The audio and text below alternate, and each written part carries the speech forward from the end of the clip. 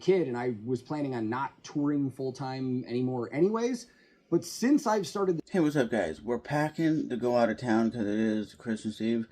I watch Finn McKenty, and I also watch Tank the Tech. Tank the Tech is basically saying, well, I found out that I was not going to be touring as much because I have a kid, so I started a YouTube channel. Here's the thing.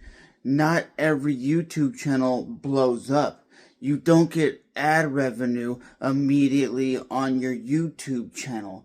So again, I believe these cats, at some point in their life, did like the content that they were producing. They actually enjoyed it. If you look at Finn McKenty, where he says, I was only doing this for money, I was only getting the information from Wikipedia, I really don't believe that's 100% accurate, because at some point in that dude's life, he was making content because he liked making content.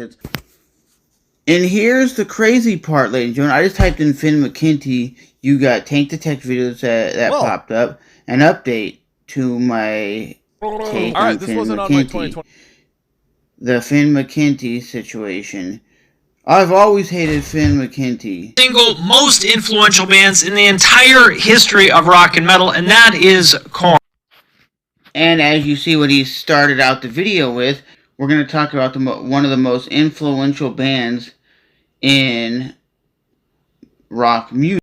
Well, to be honest, when he just said, I'll do one of these 5 bands that changed my life type of things, it kind of looks, at that point when he said that, it kind of did give off a vibe of, I don't really care about this. I'm just here to give the people what they want. To do anything on YouTube, I've sort of considered maybe doing like a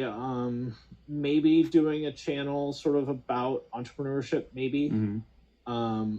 But I don't know, because I have a feeling that a lot of people who know me for the music stuff would show up and be idiots, and people on Reddit and Twitter would probably, want to tear me down. So probably I won't. Goes on to say that Finn, even if he did the other stuff, Finn is saying that it doesn't matter because you'd have all the little crappy haters that would follow him to this new page and they would just write hate comments, and that's all he would get. And he's saying, Tank is saying the same thing, like, oh, you work for like Electric Cowboy, you work for weak-ass bands, you're not a real manager because you work with weak-ass non-metal bands, right? And I've had it in the past, every YouTuber has had it in the past, where you have some obsessed idiot that will comment on every single video of why your videos suck, why you're not talented, why you shouldn't be making videos, and you go, bro, where's your content? What are you doing to make a video? And they go, oh, I'm not going to ever make a video, but I'm going to constantly watch your videos. And the reason why his videos were successful, Good Charlotte being a pop punk boy band, and you could just see the thumbnails and the views, and maybe he wasn't getting millions and millions of views, but he was doing something that brought attention to the music. So here's another thing.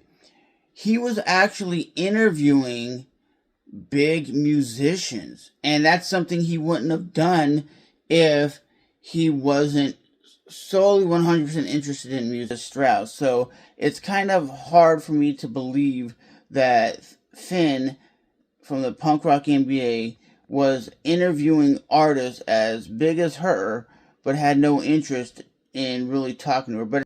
And some people saying Finn McKenty was doing the same thing. He just knew how to market himself, so that is why and how he was able to bring in revenue of music. But even if he didn't, and all he did was for the money, he made the money and y'all ate it up.